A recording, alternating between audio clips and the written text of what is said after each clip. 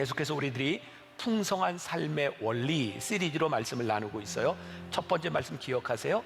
우리들이 풍성한 삶을 살아가기 위해서 하나님께 붙어 있어라. 두 번째, 하나님을 사랑해라. 세 번째, 우리를 부르신 부르심 앞에 서라. 네 번째, 약속의 말씀을 바라보라. 그리고 지난주에는 신뢰에서 오는 당당함, 이런 것들이 우리들의 삶을 풍성하게 만들어준다는 말씀을 드렸습니다.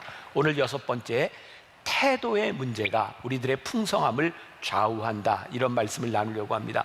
혹시 여러분들 중에 말씀이 좀 이어져서 보기를 원하는 분들은, 이제 세상이 좋아져서 유튜브에 말씀이 다 띄워져 있으니까 또 한 번 가서 듣고 말씀을 이어서 들으면 좋을 것 같습니다. 이제 풍성한 삶의 원리 반을 넘어가고 있습니다. 환경보다는 우리의 태도가 우리의 풍성함을 좌우한다. 자, 연예인 중에, 오늘 말씀 제가 조금 흥미로운 세상적인 이야기들로 시작을 합니다. 본론으로 들어가기 전에, 연예인 중에 저는 가장 인상적인 사람 하나를 꼽으라 그러면 주저함 없이 저는 김병만이라고 하는 개그맨을 꼽습니다. 예전에 개그 콘서트에서 달인이라고 하는 코너가 있었는데 그것을 볼 때마다 정말 감탄하지 않을 수가 없었어요. 여러분들이 많이 그런 느낌들을 가졌을 거예요. 저 사람은 어떻게 저렇게 많은 재능을 가졌을까? 그것이 아니라 어떻게 저렇게 노력할까? 그것이 굉장히 감동적이었어요. 요즘은 정글의 법칙이라고 하는 프로그램을 통해서 정말 사람이 어떻게 저렇게 노력하며 살 수 있을까, 잘할 수 있을까라는 생각을 하게 되죠. 그 김병만 씨가 2011년도에 쓴 책이 있습니다. 꿈이 있는 거북이는 지치지 않는다. 여러분들 자녀들에게 읽혀주면 굉장히 도움이 될 만한 그런 책입니다. 그 책의 챕터의 제목들인데요, 참 좋습니다. 단점을 탓하기보다 단점 때문에 더 노력한다. 시도하는 것이 가능성이다. 실수는 해도 포기는 안 한다. 세상의 중심에는 노력한 자가 있다. 땀은 배신하지 않는다. 다리는 목표가 아니라 과정이다. 흐르는 물은 썩지 않는다. 도전은 한계를 넘기 위해 달리는 것이다. 이 모든 것들이 삶을 대하는 태도에 대한 부분이죠. 지난주에 SNS에 또 뉴스를 통해서 나온 정치인이자 사업가죠, 홍종욱 씨가 그런 글을 썼던 것이 나왔어요. 이것도 참 좋은 글입니다. 읽어드릴게요. 실패로 인한 아픔은 시간과 함께 흐려지지만 포기로 인한 후에는 날이 갈수록 선명해진다. 또 이런 이야기를 했어요. 파산이 두려워 사업을 접고, 낙선이 두려워 출마를 접고, 이별이 두려워 사랑을 접을 수는 없다. 자고로 포기가 성공의 어머니가 된 경우는 없다. 이 김병만이라고 하는 사람을 보면 핸디캡을 가진 사람이죠. 연예인으로서 키도 참 작습니다. 제가 이렇게 공개적으로 이야기하긴 그렇지만 얼굴이 그렇게 외모가 연예인다운 외모는 아닌 것 같습니다. 그래서 우리가 이렇게 생각하죠. 저 사람은 그가 가지고 있는 핸디캡 때문에 오히려 열심히 노력한 것이 아닌가. 그런데 우리 주변에 보면 자신이 부족하다고 느꼈기 때문에 모든 사람이 노력하는 것은 아닌 것 같습니다. 그 이재기 목사님이 쓴 하나님의 사역 레슨이라고 하는 책에 보면 그분이 신학을 공부하던 시절 1992년도에 텍사스에서 공부할 때 야구팀 텍사스 레인저스에 유명한 투수가 들어오게 됩니다. 놀란 라이언이라고 하는 투수예요. 그 당시 나이가 44살이었답니다. 야구를 하는 사람들 이야기로 투수가 44살이면 보통 사람의 고희를 넘긴 나이라고 합니다. 그런데 거기에서 2년 연속 놀란 라이언이 노히트 노런을 기록합니다. 그리고 완봉승을 여러 번 기록합니다.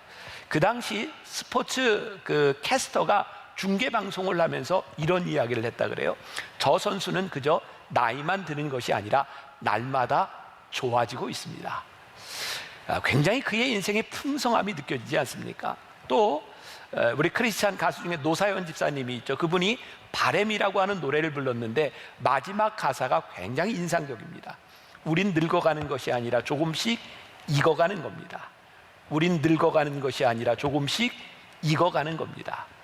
갑자기 제 머릿속에 프로다움이라는 생각이 들었어요. 야, 프로는 참 멋지다. 이 프로라고 하는 말을 우리 신앙에 한번 대입을 해볼까요? 프로다운 크리스찬이 된다고 하는 것은 어떤 크리스찬일까? 매일매일 더 나아지는 성실함, 그리고 우리들의 삶의 풍성함을 만들어가는 것, 신실한 그리스도인이 되는 것처럼 우리를 풍성하게 만들어주는 것은 없다. 이런 생각을 해보세요.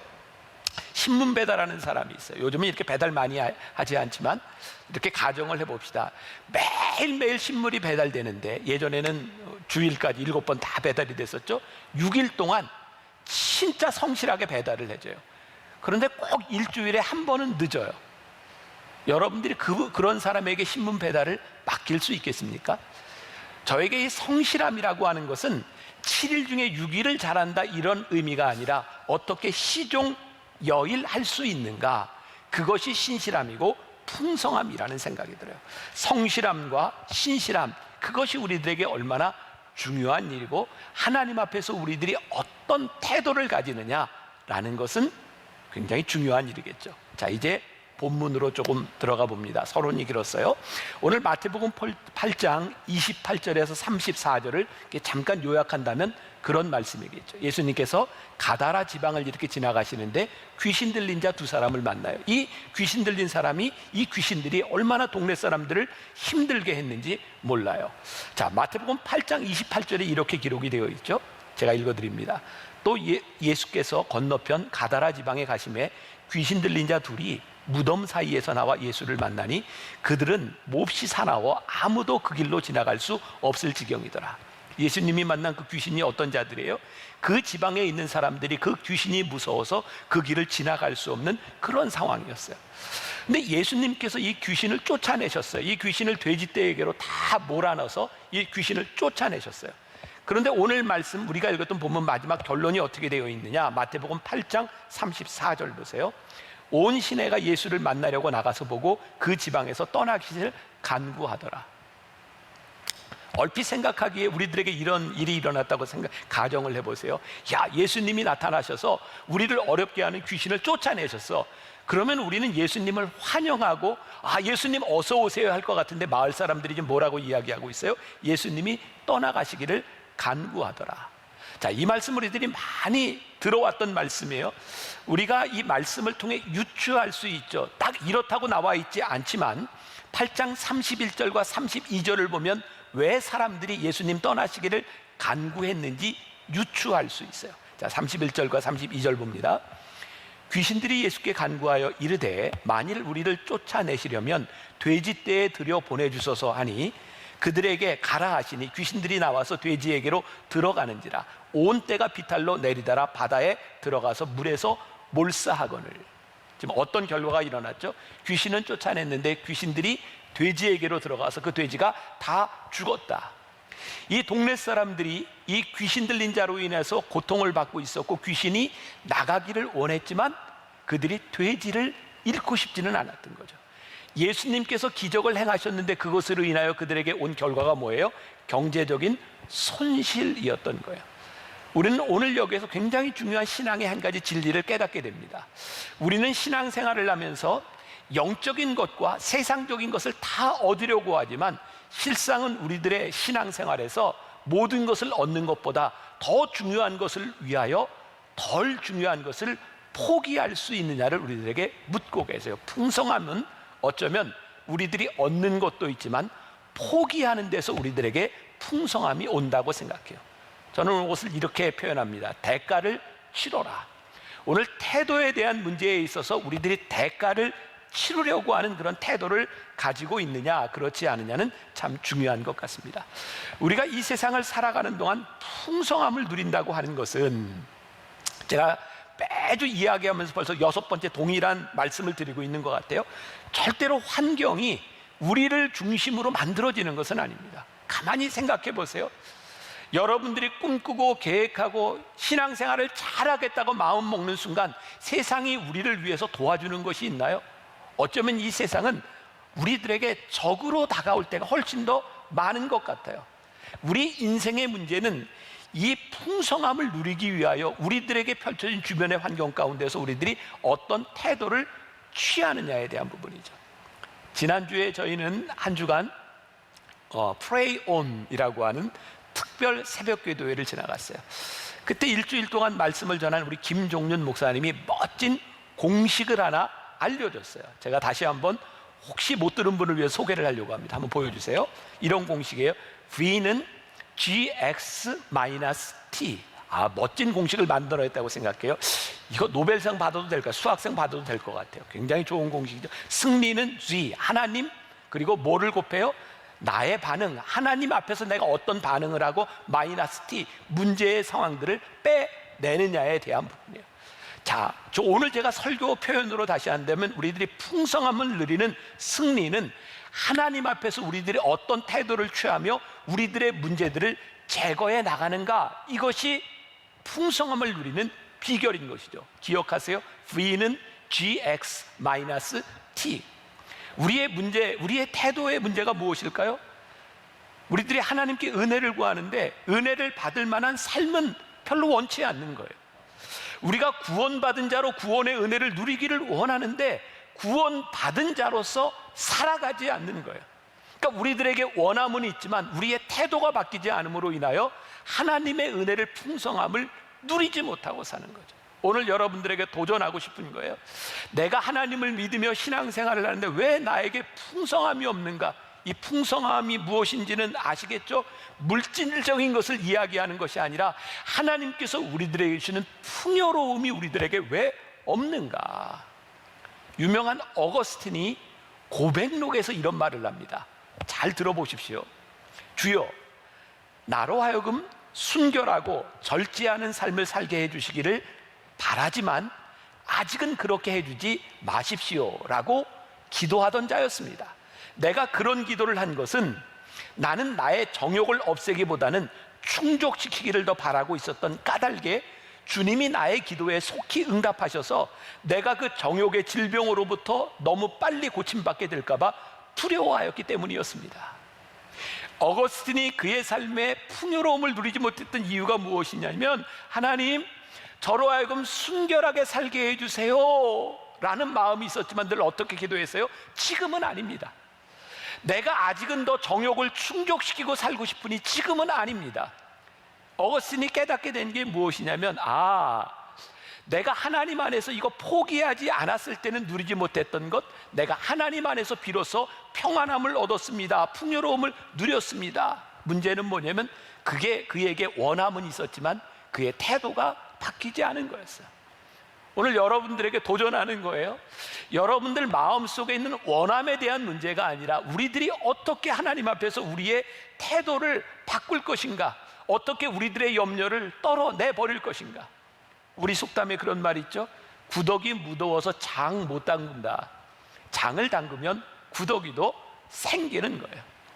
우리들이 하나님 앞에 믿음의 삶을 살아가기 위하여 우리들이 헌신하고 풍성한 삶을 살아가기 위하여 우리들이 결단할 때 우리들의 인생이 그렇게 쉽다, 이것이 아니라 쉬움으로 우리들에게 풍성함이 와지는 것이 아니라 하나님 앞에 믿음의 태도를 가지는 순간 그 어려움에도 불구하고 우리들의 삶이 풍요로워진다. 우리들의 문제는 무엇이냐면 우리들의 삶의 결과, 풍성함을 얻을 수 있는 결과에 집중하는 것이 아니라 지금 우리들이 살고 있는 안정적인 삶에 안주하고 있다는 거예요.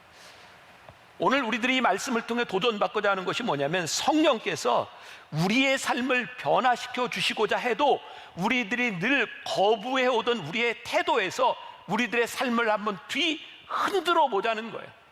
하나님께서 우리들에게 원하시는 삶이 무엇인지, 신앙적인 삶이 무엇인지, 성실함과 신실함이 무엇인지 그 앞에서 우리들의 삶을 한번 다 흔들어서 다시 한번 정리해 보자는 거예요. 풍성함의 원리에는 분명히 문제를 해결해야 된다는 법칙이 있는 거예요. 기억하세요. 풍성함에는 문제를 해결해야 된다. 자, 오늘 본문으로 다시 조금 돌아가 보겠습니다.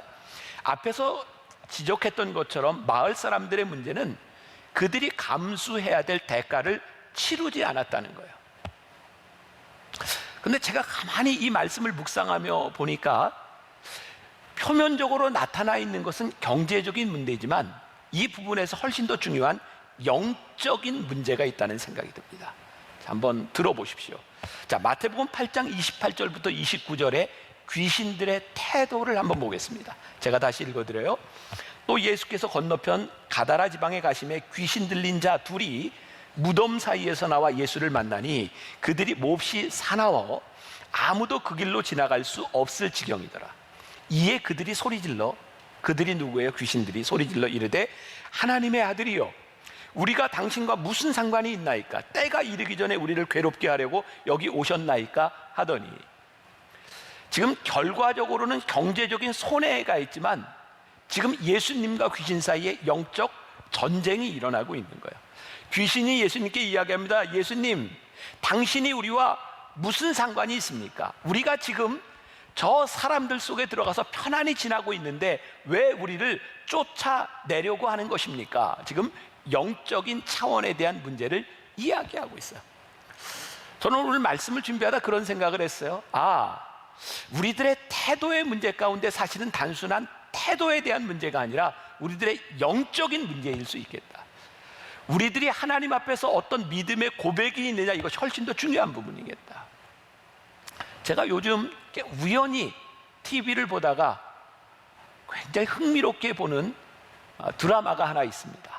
여러분들 중에 보시는 분이 있는지 모르겠어요. 제가 어제 신문을 보니까 어떤 넷플릭스라고 하는 그 OTT 플랫폼에 이 드라마가 1위로 올라가 있더라고요. 경이로운 소문. 제가 역시 저는 재밌는 걸 본다 이런 생각이 들었어요. 경이로운 소문. 단순히 재미를 떠나서 오늘 이 말씀을 준비하는 중에 제가 보았던 이 드라마의 부분들이 굉장히 인상적이었어요. 여기에 귀신들의 이야기입니다. 귀신들, 나쁜 귀신을 잡아가는 사람들의 이야기입니다. 경이로운 소문, 한 사람의 이야기인데요, 이 드라마에 보면 귀신들이 사람들의 몸속에 들어가서 나쁜 짓을 합니다. 그리고 사람을 죽입니다. 그리고 귀신은 사람을 죽일 때마다 힘이 세워집니다. 저에게 인상적이었던 것은 귀신이 사람의 몸속에 들어갈 때 아무 사람의 몸속에 들어가지 않는다는 거예요. 살인을 저질 만한 성향이 있는 사람들의 몸속에 들어가서 귀신이 함께 상승작용을 일으키는 거예요. 예수님께서 이 귀신들을 쫓아냈습니다. 예수님께서 왜 돼지떼에게로 귀신을 보내셨을까요? 이 귀신을 그냥 쫓아내면 이 귀신들이 다른 사람의 몸속에 들어가니까 또 다른 문제들이 일어나니까, 이 영적인 문제가 온전히 해결되어야 삶의 문제가 해결이 되는데 이 동네 사람들은 어떻게 생각을 하고 있어요? 주님, 귀신을 쫓아내는 것은 좋지만 완전히 영적으로 해결되는 그런 것에 대한 원함이 아니라 내가 경제적인 손실을 보기 싫습니다. 우리들이 가지고 있는 많은 태도 가운데 하나요, 제가 하나님 잘 믿고 싶습니다, 성실하고 싶습니다. 그러나 저에게 경제적인 손실은 주지 마십시오. 제가 오늘 여러분들에게 감히 드릴 수 있는 말씀입니다. 우리들의 풍성함은 경제적인 가치를 지키는 데서 오는 것이 아니라 우리들이 어떻게 하나님 앞에 영적으로 신실한 삶을 살아가느냐에 우리의 풍성함이 온다. 사실 우리들이 이 믿음과 확신이 없다면 이 세상을 살아가며 어떻게 경제적인 문제 앞에서 우리들이 당당할 수 있겠습니까? 저는 30여 년 목회를 하면서 귀신 들린 사람들을 참 많이 만났고요, 여러분들이 신앙생활하고 있는 이 만나 교회 안에서도 저는 기도하며 많은 귀신들을 쫓아냈던 경험이 있어요. 참 신기하더라고요. 저도 기도하고 믿음으로 기도하고 방언으로 기도하고 손을 얹을 때 귀신이 무서워서 나가요. 때로는 오랫동안 싸우기도 합니다. 저에게 굉장히 절망스러웠던 것은 기도하고 귀신이 나갔는데 그 사람에게 다시 귀신이 들어오더라는 거예요. 제가 그 사람의 삶의 모든 부분까지 쫓아가면서 어떻게 할 방법이 없어요. 귀신이 쫓아나가기는 하지만 더 중요한 것은 우리들의 삶이 하나님 앞에서 태도와 우리들의 삶이 변하지 않는다면 언제든지 영적으로 귀신은 우리들에게 들어올 수 있는 것이고, 지금 예수님은 가다라 지방에서 단순히 귀신을 한 번 쫓아내는 것에 대한 문제가 아니라 귀신을 없애는 그들의 삶이 바뀌어지는 것에 대한 관심이 있는데 그들은 경제적인 문제에 관심을 가지고 있었다. 결국 중요한 것이죠. 우리들이 풍성한 삶을 누리는 태도 가운데 하나가 우리들이 그 일을 위하여 값을 지불한 준비가 되어 있는가, 기꺼이 하나님 앞에서 우리의 믿음과 성실함과 신실함을 지키기 위한 태도, 준비가 되어 있는가. 그래서 오늘 풍성한 삶을 누리기 위한 태도를 바꾸라라고 하는 데서 제가 두 가지를 여러분들에게 제안합니다. 하나는 여러분들의 삶의 방식을 바꾸어 보라는 거예요. 뭐라고요? 삶의 방식을 바꾸어라. 어떤 삶의 방식? 여러분들이 하나님 앞에서 잘못된 삶의 방식을 바꾸는 사람이 되라. 우리들은 이 삶의 방식을 바꾸는 데 있어서 늘 이런 핑계를 댑니다. 저는 부족합니다. 저는 실패했습니다. 저는 이렇게 연약합니다. 때때로 우리들이 신앙생활을 하면서 제가 대학에 떨어졌습니다. 취업에 실패했습니다. 건강을 잃었습니다. 이런 것들이 우리들에게 핑계가 될 때가 참 많이 있죠. 제가 여러분들에게 제안하는 것, 삶의 방식을 바꾸라는 거예요. 우리의 힘으로, 우리의 능력으로 되지 않는다면 하나님을 바라보라는 거예요. 하나님 도와주세요. 오늘 여러분들에게 그런 기도가 있었으면 좋겠어요. 하나님 도와주세요. 우리의 힘으로 되지 않기 때문에 하나님을 바라볼 수 있는 믿음의 태도들이 우리들에게 필요해요. 사탄은 늘 우리들에게 유혹해요. 어떻게 유혹할까요? 포기하라는 거예요. 내가 이 정도밖에 되지 않으니 포기하라는 거예요. 저에게 굉장히 좋은 경험이었어요. 이 말씀을 준비하면서 제가 이렇게 다 원고를 타이핑을 하잖아요. 계속 타이핑을 하는데 이 사탄이라고 하는 말이 계속해서 나오고 있는데, 귀신이라고 하는 말이 나오는데, 사탄이라고 하는 말을 칠 때마다 계속 오타가 나는 거예요. 뭐라고 쳐지냐면 사탕 자꾸 쳐지는 거예요. 그래서 사탕으로 쳤다가 이응을 니은으로 바꾸고 이응을 니은으로 바꾸고 하다가 하나님께서 저에게 그런 깨달음을 주신 거예요. 사탄은 너희들에게 늘 사탕이다. 늘 우리들에게 쉬운 길로 달콤함으로 우리들을 유혹하는 사탄과 같은 존재이다. 결국 우리들의 삶의 문제를 바꾼다고 하는 것은 하나님 앞에 사탕, 편안한 삶이 아니라 우리들이 믿음 앞에서 우리들이 어떻게 삶을 결단하고 우리들의 삶의 방식을 바꾸느냐에 대한 부분. 제가 미국에서 공부하던 때 참 잊을 수 없는 기억 중에 하나예요. 저는 박사과정을 공부할 때 그 학교 사무실에서 행정실에서 이렇게 타이핑을 하는 일을 하면서 편지를 쓰는 일을 하면서 이렇게 아르바이트를 했는데, 그 사무실에 있었던 한 직원 중에 하나였어요. 역시 신학생이었고 그 흑인 여자였는데 이제 목사 안수 과정을 밟고 있는, 제가 공부하던 학교는 미국 감리교 UMC 계통의 학교였는데 그 목사 안수 과정을 밟고 있는 여자였어요. 어느 날 사무실에 굉장히 시무룩하게, 아니 화가 나서 와서 이런 이야기를 하는 거예요. 내가 목사 안수 과정에서 떨어졌다고. 떨어진 이유가 여러분들이 들으면 화가 날 만한 내용이에요. 떨어진 이유가 뭐냐면 너무 살이 쪄서. 굉장히 문제 있는 거죠. 살이 쪄서. 근데 제가 그 이야기를 듣고 보니까 일리가 가는 부분이었어요.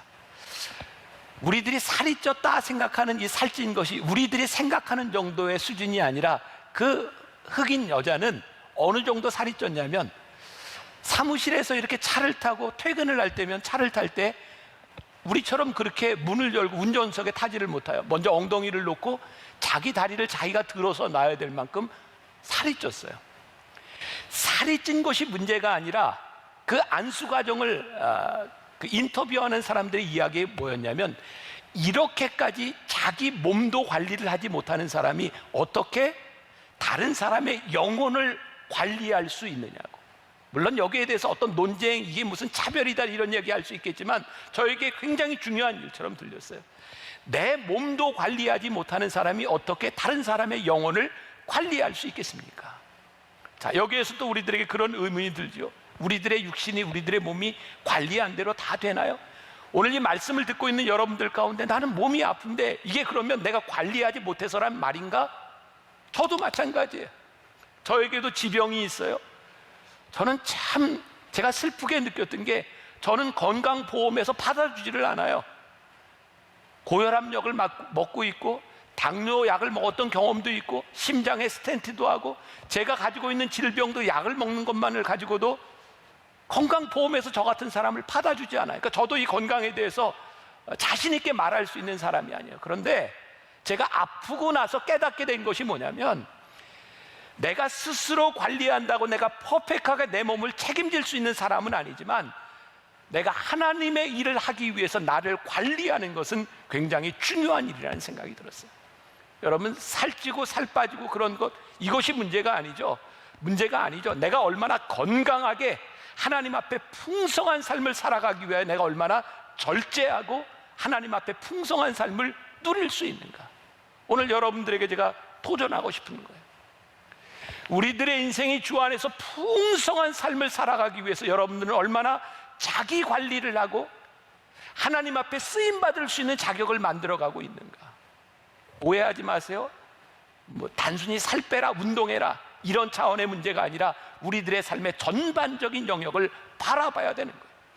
여러분들이 집중하고 여러분들이 시간을 투자하고 있는 많은 삶의 스타일 가운데서 풍성한 삶을 살아가기 위해서 여러분들이 바꿔야 될 것이 무엇인지를 깊이 생각하라는 거예요. 두 번째, 우리들의 삶에 비상구를 두지 마라. 저는 우리들이 신앙 안에서 중요한 삶의 풍성함의 원리가 있는데, 이 비상구를 둔다고 하는 것은 이런 의미예요. 자꾸 타협하려고 하지 마라. 자, 오늘 말씀과 연결해 볼까요? 우리가 귀신을 쫓아내는 것, 그것은 원하지만 내가 경제적인 손실도 보고 싶지 않으니 그렇게 생각하지 말라는 거예요. 어쩌면 우리들이 하나님 앞에서 이것이 가장 풍성한 삶이요 하나님 앞에 옳은 삶이라는 믿음의 확신이 있으면 비상구와 타협을 잘라낼 수 있는 결단이 우리들에게 필요하다는 거예요. 그 예배팀에서 저에게 이런 제안을 해주더라고요. 목사님, 이 비상구를 두지 말라라고 하는 말을 이렇게 표현해 보면 어떨까요? 제가 굉장히 이게 참 좋은 표현이다 라는 생각이 들었어요. 여러분, 우리들이 배수진이라는 말을 하죠. 배수진을 친다. 이게 전쟁에서 열세에 처한 사람이 적과 싸울 때에 뒤에 강을 두고 싸우면 도망갈 수가 없으니 끝까지 싸워서 이길 수 있는 확률이 많아진다는 거죠. 배수진, 내가 도망갈 길을 끊어버린다. 그런데 이 배수진을 친다고 한 말 가운데 이런 해석이 가능하다는 거예요. 배수진을 친다고 하는 것은 내가 도망갈 길을 끊어버린다라고 하는 말도 되지만, 뒤에 강을 두고 싸우면 뒤에서 쳐들어올 적도 없으니 우리들이 싸우는데 유리할 수 있다. 저 기가 막힌 해석이라고 생각해요. 어떻게 생각하세요? 동의해 주세요. 기가 막힌 겁니다. 비상구를 두지 말라고 하는 것, 배수진을 친다고 하는 것은 단순히 탈출구를, 비상구를 없애버린다, 타협하지 않는다고 하는 의미도 되지만, 비상구를 두지 않을 때 뒤에서 우리들에게 쳐들어오는 적군, 우리들이 신앙적으로 이야기하면 악한 영적 세력들이 우리들에게 쳐들어올 수 없도록 우리들이 비상구를 두지 않는 것은 굉장히 중요한 풍요로움의 원리라고 하는 것을 기억하십시오. 갈라디아서 1장 15절부터 10절까지의 사도 바울이 그의 삶의 태도, 그가 한 주님을 만나고 난 다음에 내가 이런 사역자로 살아가겠습니다라고 하는 태도에 대한 부분이 있어요. 읽어드립니다. 그러나 내 어머니의 태로부터 나를 택정하시고 그의 은혜로 나를 부르신 이가 그의 아들을 이방에 전하기 위하여 그를 내 속에 나타내시기를 기뻐하셨을 때에, 부르심 받았을 때요, 내가 곧 혈육과 의논하지 아니하고 또 나보다 먼저 사도된 자들을 만나려고 예루살렘으로 가지 아니하고 아라비아로 갔다가 다시 다메섹으로 돌아갔느니라. 여러분, 사도 바울의 삶을 바라보면 세상적으로 생각하는 풍요로움과는 좀 거리가 있어요. 그는 예수님 만나서 세상적으로 이야기하면 인생이 완전히 쪼그라진 사람이에요. 이제 돈도 못 벌고 그가 가지고 있던 명예도 다 버려야 되고 매를 맞고 배척을 당하고.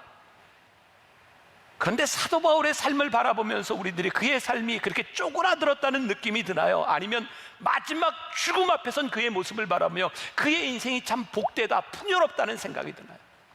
그가 적어도 하나님 앞에 부르심을 받았을 때 그는 그 일을 위하여 혈육과 의논하지 아니하고 지금 편안하게 예루살렘으로 사도들을 만나러 가지 아니하고 그는 준비된 사람이 되기 위하여 아라비아 사막으로 가고 혈육과 의논하지 아니하고 준비된 사람이 되었을 때 3년 후에 다메섹에서 바나바라고 하는 그런 귀한 사람을 통하여 그가 픽업이 되고 그가 하나님 앞에 쓰임받기 시작하죠. 우리 인생의 풍성함이 어디 있을까요?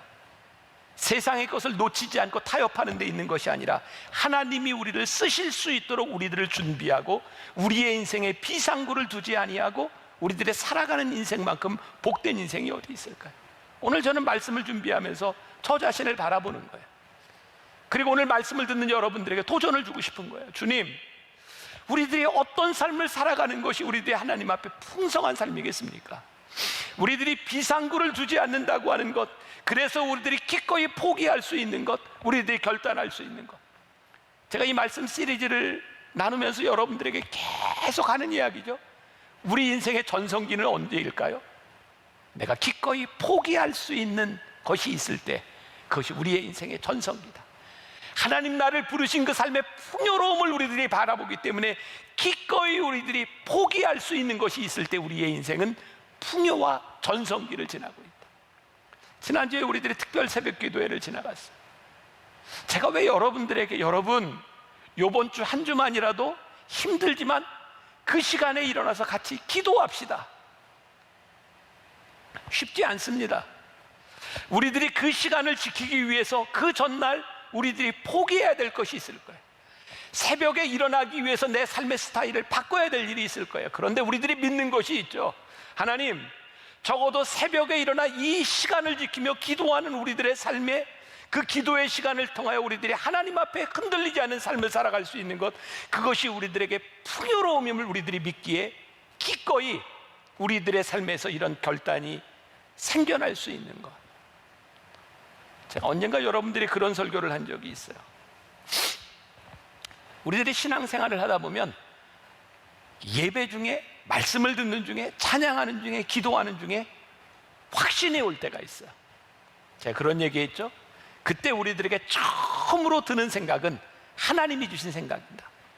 근데 그 마음을 가지고 조금 지나가면 생각이 바뀌어요. 내 생각이죠. 조금 더 시간이 지나가면 사단의 생각이 우리들에게 들어옵니다. 결국 하나님께서 우리들에게 주셨던 확신과 믿음과 결단을 우리들이 붙잡고 그것을 지키지 않으면 사람의 생각이 들어오고 사단의 생각이 들어오고 이 타협과 비상구를 통해서 우리들이 흔들려지는 거죠. 여러분들에게 권면하고 여러분들에게 도전하고 싶은 거예요. 하나님의 생각이 우리들에게 들어왔을 때 그 생각을 가지고 흥정하지 마십시오. 사람들에게 비상구가 열려 있으면 늘 우리들에게 유혹이 찾아오게 돼 있는 거예요. 지금 여러분들에게만 이야기하는 것이 아니라 여기 설교하고 있는 저에게 동일하게 적용되는 부분이죠. 조금이라도 타협의 여지가 생기면 놀랍게도 사단이 달콤하게 우리들 속에 들어와요. 그게 참 달콤하기는 한데 그것이 우리들의 삶을 무너뜨리고 하나님 앞에서 우리들의 풍요로움을 앗아가는 거예요. 제가 지금도 잊을 수 없는 게 어떤 성도와 함께 제가 식사를 할 때였어요. 그분이 저에게 이런 얘기예요. 목사님뿐만 아니라 목사님들은요, 이 세상에서 성도들이 얼마나 치열하게 살아가고 있고 얼마나 힘든지 우리 성도들의 사정을 잘 모르는 것 같아요. 그래서 목사님들은 너무 쉽게 설교하는 것 같아요. 그 말이 저에게 참 아프게 다가왔어요. 그래요. 목회자는 여러분들의 삶을 잘 몰라요. 여러분들이 이 세상에서 얼마나 치열하게 싸우고 있는지 잘 몰라요. 그런데 제가 여러분들의 사정 하나를 다 알고 그 사정들 때문에 너무 힘들어서 내가 어떻게 말씀을 전할까, 어떻게 이 사람에게 위로만을 해줄까라고 생각한다면 어떻게 절대적인 하나님의 말씀을 가르치고 선포하고 설교할 수 있겠어요? 어느 날 저에게 그런 생각이 들더라고요. 하나님, 제가 세상을 모르는 것이 참 감사합니다. 그래서 말씀을 선포할 수 있는 것이 참 감사합니다. 그리고 결단은 우리 신앙인들의 몫인 거죠. 여러분들에게 제가 도전을 주고 싶은 거예요. 하나님 앞에서 우리들이 절대로 포기할 수 없는 비상구를 두지 않는 우리들의 신앙의 삶의 원칙들이 세워질 때 그것이 힘든 것 같지만, 그것이 포기하는 것 같지만 하나님께서 우리를 풍요롭게 해주시는 놀라운 원리들을 우리들이 깨닫게 될 수 있습니다. 오늘 예배를 준비하며 우리 찬양을 준비하는 음악팀에서 저에게 그런 얘기를 했어요. 목사님, 교인들이 참 부르기 힘들어하고 꺼려하는 찬송이 두 가지가 있습니다. 그 중에 하나가 뭐냐면 십자가를 질 수 있나 주가 물어보실 때, 이 찬송하기 참 힘들어한다는 거예요. 또 하나 힘들어하는 찬송이 뭐냐면 주 예수보다도 귀한 것은 없네, 이 세상 부귀와 바꿀 수 없네. 이 찬송 부르기 참 힘들다는 거예요. 가만히 가사를 생각해 보세요. 이게 참 힘든 가사구나. 근데 여러분들의 인생에 가장 풍요로웠던 때를 생각해 보세요. 주 예수보다도 귀한 것은 없네, 이 세상 부귀와 바꿀 수 없네 라고 자신 있게 찬송하고 하나님 앞에 믿음으로 고백할 수 있었던 때, 우리들이 참 풍요롭지 않으셨나요? 십자가를 질 수 있나 주가 물어보실 때 내가 주님의 십자가를 질 수 있습니다라고 말했던 그 고백이 있었던 때 우리들의 삶이 진짜 풍요롭지 않았나요? 오늘 우리의 삶의 태도, 비상구를 두지 말고 주 예수보다도 귀한 것은 없네. 오늘 이 고백이 우리들의 삶을 풍요롭게 할 줄 믿습니다.